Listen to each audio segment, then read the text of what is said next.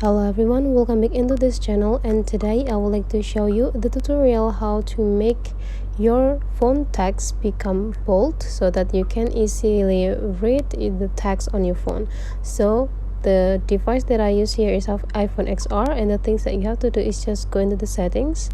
In the settings you just need to scrolling down until you found a display in the brightness. You just need to click it, and after that you just need to go click at text size. So in this text size you just need to choosing what size that you want to use.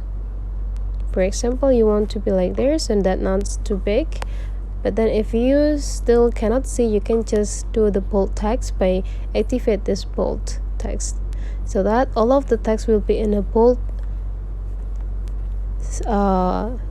size or style, so that you can make it so that you can easier to read the text on your phone. So that's the way how to change your text on your phone become bold to make you easier and help your visibility. So that's the way how to change it to the bold text. If you find that the tutorial is useful for you guys, don't forget to subscribe into this channel.